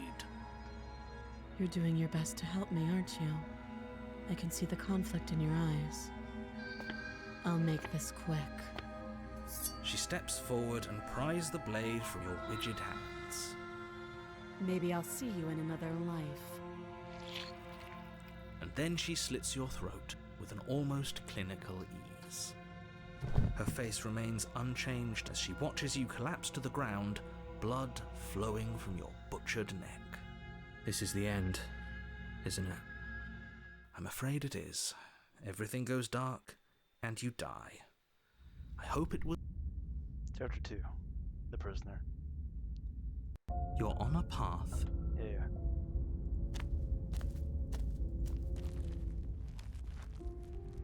The interior of the cabin is less a cozy woodland retreat and more like a dungeon. A few pathetic wisps of starlight attempt to illuminate the cold, uninviting stone walls, and thick, wrought iron bars barricade the windows, reminding anyone who enters that this is a prison.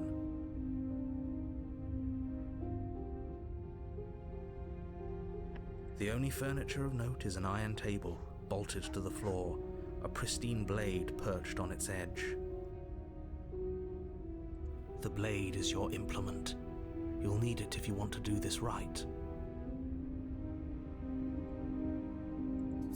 You take the blade from the table. It would be difficult to slay the princess and save the world without a weapon.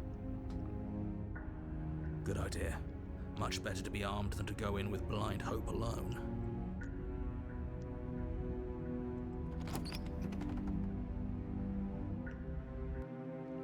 The The door to the basement creaks open, revealing an old stone staircase.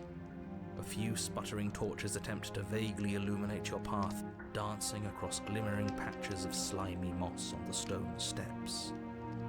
If the princess lives here, slaying her would probably be doing her a favor. Her voice, harsh but controlled, carries up the stairs. Is that a visitor I hear? Please, come downstairs. It's been a while since I've had company. I wonder what visitors she could be referring to. Are we not the first? You walk down the stairs and lock eyes with the princess. She looks up at you, the heavy collar around her neck clanking loudly as she moves. The chains binding both her wrists to the far wall, joining the metallic chorus as she adjusts her hands in her lap. Should we be worried about the one around her neck? Why would you be worried about her restraints? If anything, they'll make your job easier. Have you noticed the empty chain on the wall? What an interesting development. Why don't you have a seat? The two of us should chat before you bury that thing in my heart. I'm not sure I need to do much of anything. Do you see how locked up she is? Just gonna leave her here. As if by divine will, just as you finish the thought, you hear a door slam. I'm afraid you won't be leaving until the task is finished. It doesn't matter how many chains she's in, without your intervention, she'll find a way out eventually. That's not fair. Unless you deal with her right here, right now, she will remain an existential threat to the entire world. What seems unfair to you is fair for everyone else. Huh. So it's not even safe to think. I see how it is. How surprising. They locked you down here too.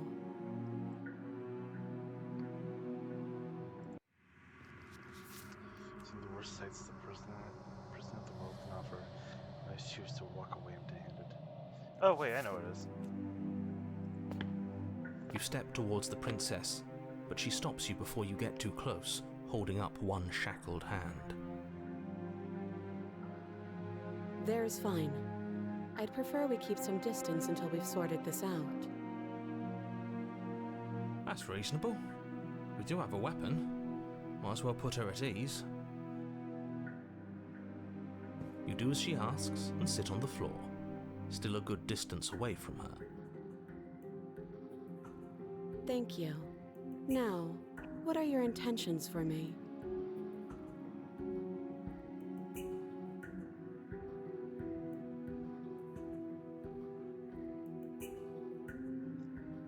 What would you have me do? Let me borrow that knife. Don't worry, you'll get it back. That's ominous. But she seems confident. Whatever it is she has planned, I think she knows what she's doing. Oh please, she's just putting on an act to disarm you.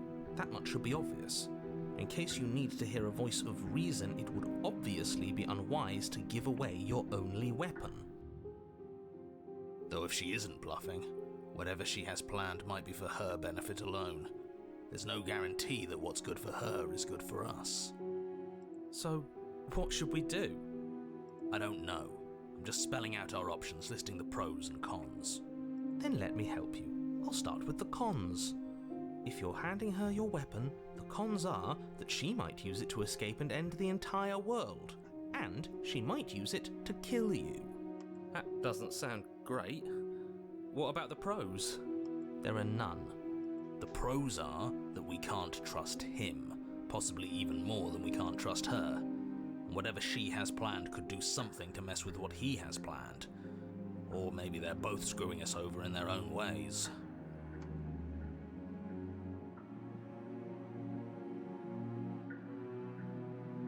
Okay.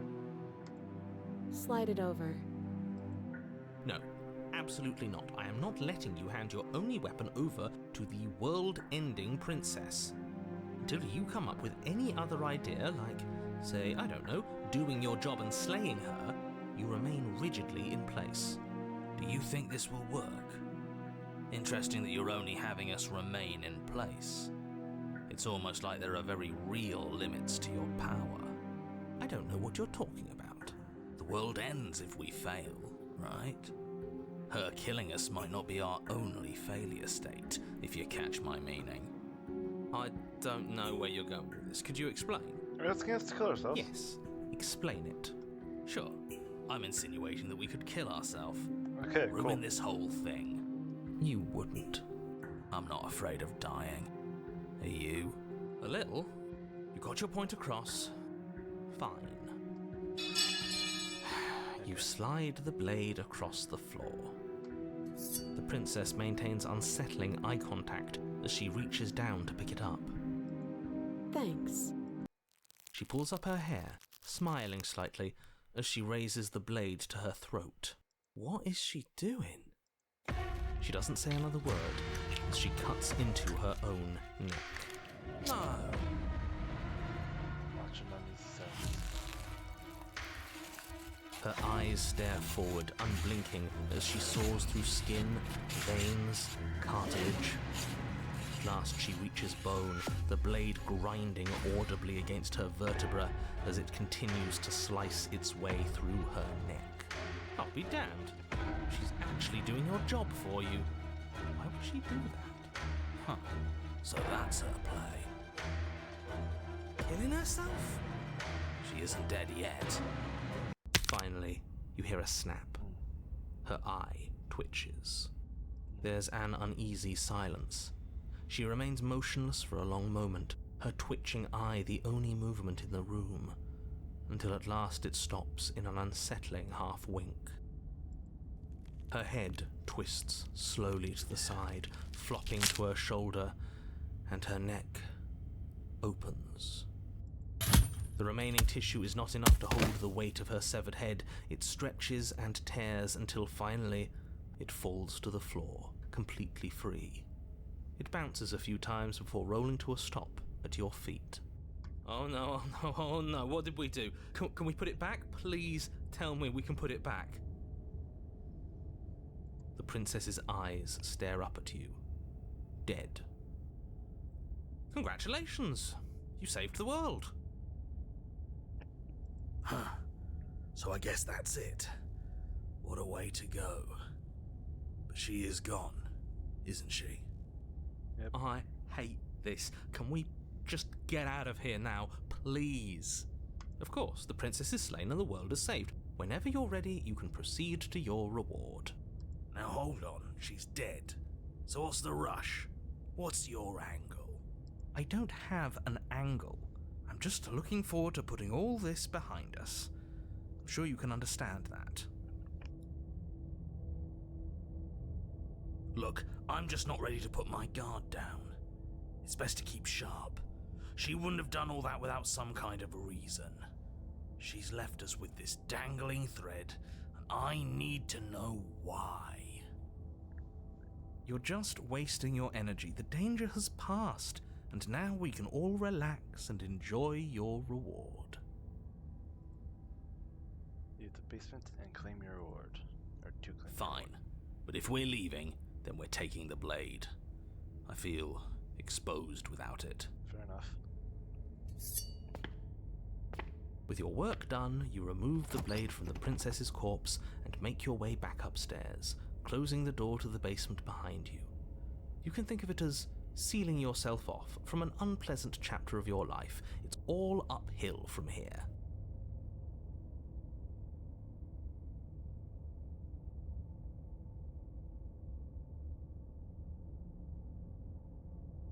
The windows. Do you see that? We used to be able to see the outside world from up here, but now it's just empty. The door. Check the door. Alright, boss. You open the cabin door, ready to return to a world saved from certain doom. Only a world saved from certain doom isn't what you find. Instead, what you find is nothing at all. Where a lush forest stood mere minutes ago, the only thing in front of you now is the vast emptiness of some place far away. You don't have to act surprised. We could see this vast emptiness through the windows. But if everything's gone, does that mean we're not gonna get our reward? This is your reward. An eternity of bliss, if you'll have it. And I suggest that you have it. Okay. This is what's best for everyone. Trust me. Like hell it is.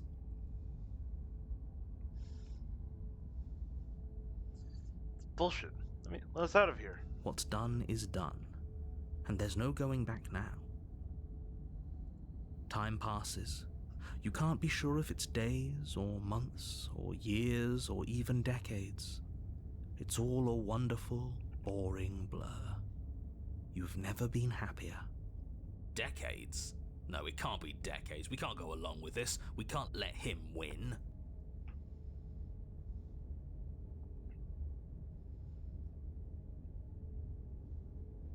What do you suggest then? We still have a blade. Let's use it on ourselves and start over. He's suggesting you kill yourself. You shouldn't kill yourself when you have an eternity of bliss right in front of you. I have ADHD. This is hell. You goddamn spiteful bastard. Are you really going to turn down immortality itself just to make me lose? Why should it matter if we die at this point? Haven't you already gotten what you want? I don't have to answer that. That's all we needed to hear. You raise the blade, then drive it into your heart. You collapse to the floor, everything goes dark, and you die. You're a genocidal maniac, you know that, right? Yeah, we'll see about that. Chapter 3. The Cage. You're on a path in the wood. What Chains the everywhere. fuck? This is different. This is new. Hey, Paranoid. It's worse, is what it is. We're finally starting to see reality for what it is. This place is a prison, and she's not the only inmate. You're acting like reality is this static thing. But this world is constantly changing around us. How can you be so sure that you aren't breathing the prison into existence?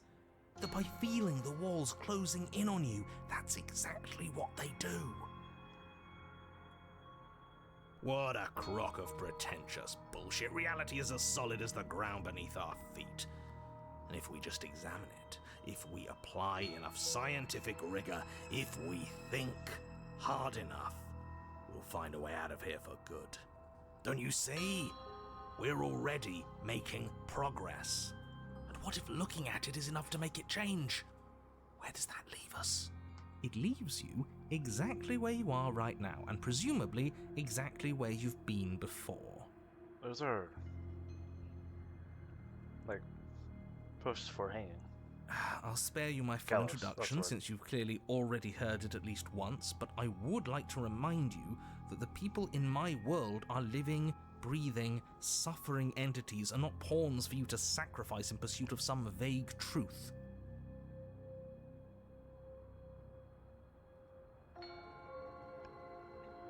Should we talk about how we still have the blade? I would have started with the blade before. Yeah, this is new. Huh. I hadn't actually noticed. Holding it's starting to feel natural, isn't it? Of course it feels natural. We've had it with us every time. We've made it part of us. This is the first time it's actually been... Don't be weird. It's just a tool, not some mystical object. Though starting with it feels like an indication that we're on the right track. This is strange. You're not supposed to start with the blade. It says right here that you're supposed to find it at the cabin. Oh well, I suppose that doesn't make much sense anyway. It's better if you start with a weapon, so this is probably for the best. He has a script?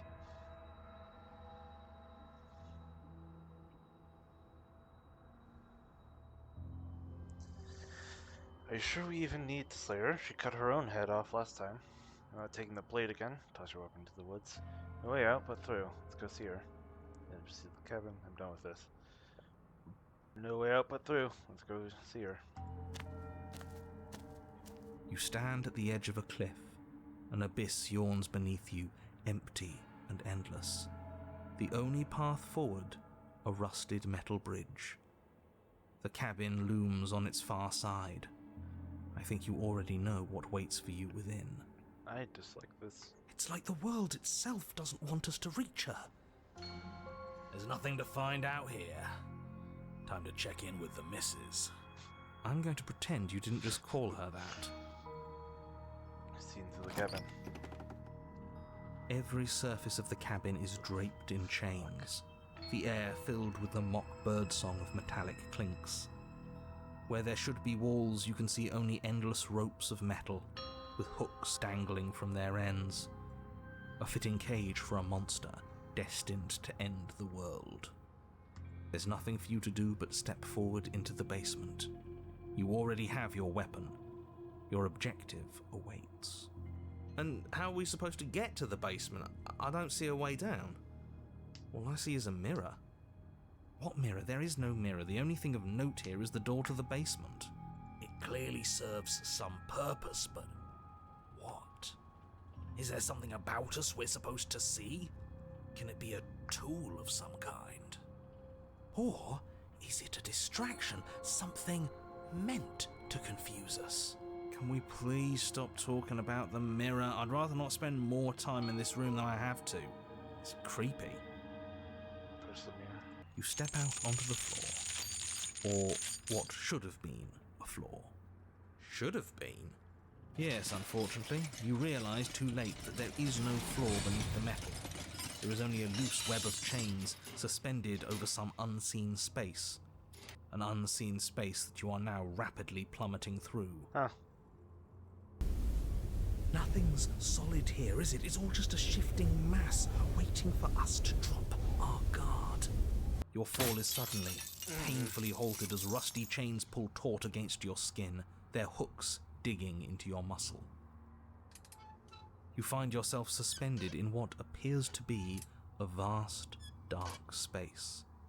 The glinting of yet more chains merely hinting at its full dimensions. You dangle a few feet off the bare concrete floor. If the princess lives here, slaying her would probably be doing her a favor.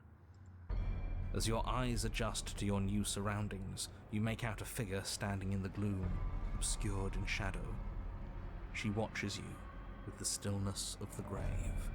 Easy now. We don't know what sort of situation we're dealing with. We should let her make the first move. Let observation give us an advantage. Hello? Are you mad at me? You can come back too. Look, I'm sorry about what happened last time. I'm supposed to be sorry, right? Why the hell did you cut your head off? Attack her if we're to make the first move. Hello? But you are met with only silence, save for the creaks and groans of metal as it sways in the stale air around you. The hooks slowly shift in your skin, the pain coming in waves as you continue to dangle helplessly. What if the chains don't have to be real? What if they aren't real? They feel plenty real to me. Yeah, it would be nice if we could just tell ourselves the chains aren't lodged in all our joints and they'd magically go away, but I'm afraid that's wishful thinking. Well, maybe wishful thinking is what we need. Maybe they're real, but maybe we can cut through them. It's worth a try.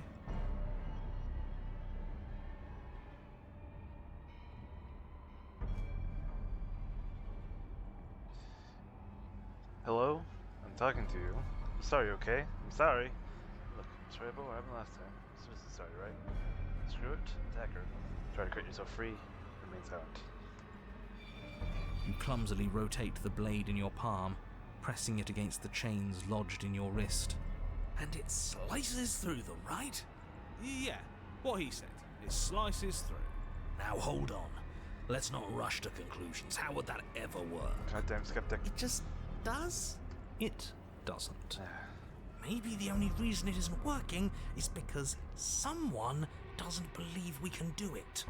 They're metal chains, and nothing we've done has worked so far. Maybe if you gave me a good reason to believe we should try again, I'd believe it was worth trying again. But until then, I'm going to believe our eyes. This isn't getting us anywhere. You should believe it because you should. We don't have anything better to do. Maybe they're rusty. He did say they were rusty, didn't he? He did, didn't he? All right. I'm game. We cut again. You bring your blade against the chains again, and this time, you manage to cut into the metal. Its hook remains embedded in your flesh, but your arm falls from the mass of chains, free from the princess's bindings. Yes! Will you look at that?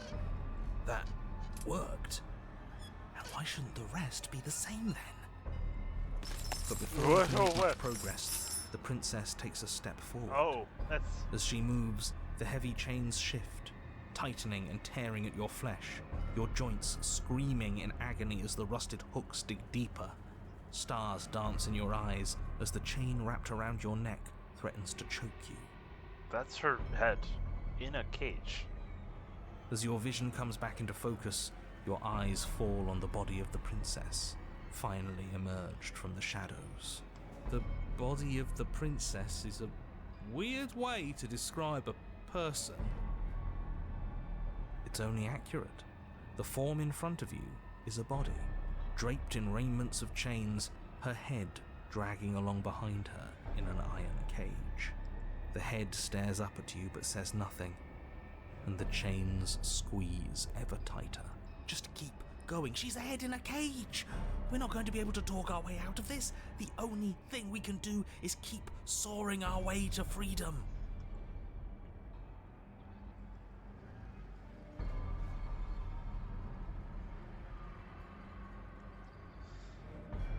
What is your problem with me? I only ever tried to help you. Laying me down, killing me isn't going to fix anything. What happened to you? Cut your own head off last time. You can't be mad at me about that. Swing your blade. Keep cutting. Remain silent. Cut your own head off last time. You can't be mad at me about that. Mad at you? I'm not mad at you. I know you didn't have anything to do with that. Not outside of your designated role, of course. The body takes another step towards you, the chains around you tightening, the hooks boring deeper into your flesh. They constrict dangerously around your throat. You find it harder to breathe. I don't think she's happy you're here. But what do I know? I'm just a set of eyes and ears.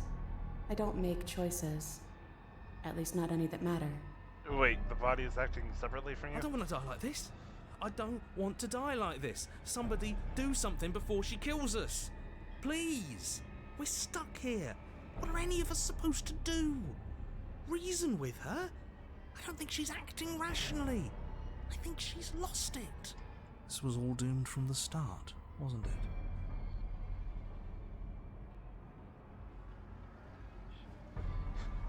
You're talking about the body as it's a separate person. It's you. What do you mean you're just a watcher? You cut your own head off last time. You made that decision. You've made choices, and you've never stopped. You're choosing violence right now. With the blade, do nothing.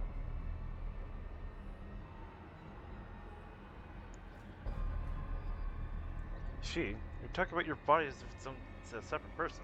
It's you. That's what I used to think. But time alone has taught me the truth. I'm not my body. I'm just the thing that watches it. There's so much pain that comes from tricking yourself into thinking you have a choice. But none of us have choices. And knowing that has made me feel so... free. You are a head in a fucking cage. Everything we witness is just another shade of the same endless cycle. I wake up in chains. The body steps forward. Your bindings tighten again. You come to me, knife in hand. The body steps forward. The pressure on your limbs is becoming unbearable. You give me your implement. The pressure is finally too much. Your fist unfolds as your joints swell with trapped blood, and your pristine blade tumbles helplessly to the ground. I cut myself free. She's not insane, is she? No, she's just right. It's all been the same. The whole time, it's all been the same. We never had a say.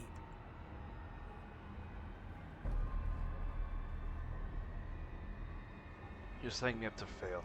You can't make real choices sprung up like this, refusing to make any choices at all. Us choosing the same moves every time we play isn't indicament of anyone's free will, how things happen to play out. You have thrown away that knife in the woods if I wanted to. I choose to come here with it. What was he supposed to have done? You want me to carry your severed head out of the cabin with me? I thought you were dead. Please just stop walking forward. You're going to die if you don't.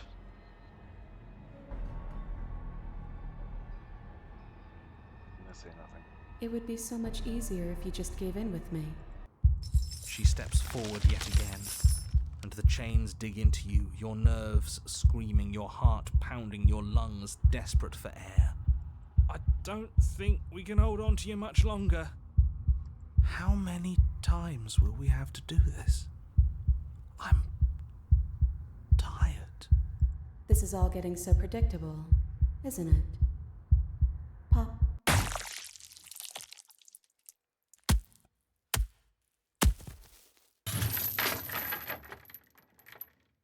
You're falling. The world is spinning. Then you hit the ground. Your body light in a way that is sickeningly wrong, and roll to a stop.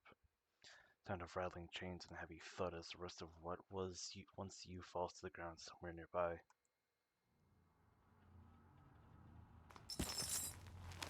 You're unable to take action, unable to defend yourself, unable to even look around as the princess's body steps towards you, one slow, rhythmic step after another. Swoops down to pick you up, and then a shadow rises behind the body, blade glinting. And now, the cut. Strikes, and it strikes true. The body drops its cage in pain. They descend on each other in a maelstrom of chains and hooks and feathers and blood, fighting their way deeper into the shadows until all you're left to witness are the sounds of violence. See? You only ever thought you were in control.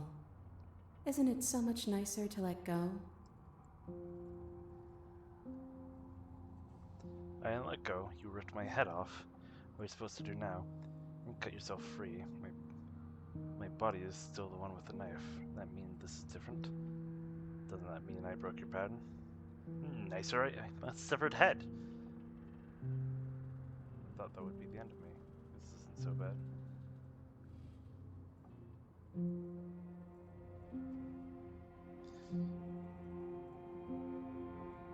What are we supposed to do now? We watch. Just like we've been doing since the beginning. And so you and the princess watch as your bodies weave in and out of shadows, forming their lethal dance. Look at us go. Aren't we beautiful? The movement is gorgeous, primal, uninhibited. Steel crushing against steel and flesh rolling off of flesh. It's all going to come to a head soon. Head. And at last, the climax plays out. Your body, wreathed in chains and shadows, makes its final move. But so does hers. Chains shatter spine and blade pierces heart. I guess I'll see you next time. Both hers and yours collapse, their dance complete. Blood drips from the princess' mouth when she coughs. It's cold. But that's always been us, hasn't it? Cold isn't bad.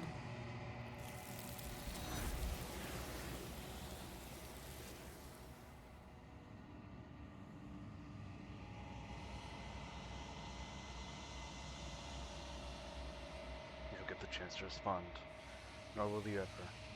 It's time to leave. Memory returns. No exit. Remain struck between the walls of Perrin and steely cage. You approach the mirror.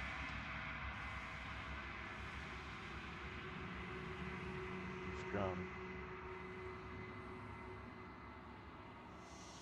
You find yourself in the long quiet once again.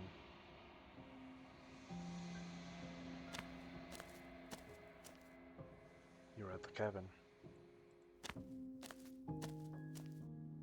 Flickering lights and empty cityscapes become pockets of vitality and movement. I am more than I was before. Whenever you are ready, I will wipe your slate clean once again.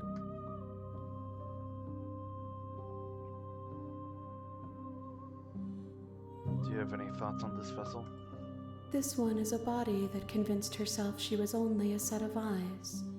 She will make for a watchful heart. Do not mourn her. She is now what she wished that she could be. I'm ready to go back. I will long for your return, but it will give me time to reflect on what I am. We will meet again. Everything goes dark, and you die. An open heart, a watchful one. Bring the cave to her. You're Alright. And that will be the end of today's stream. That was fast. Thank you all very much for coming out tonight. The final stream of Slay the Princess should be on Sunday, same time. After that, I don't know, I guess we'll play... I got a couple games from a friend. We'll play one of those. I think Dusk. Yeah, until then, I'll see y'all.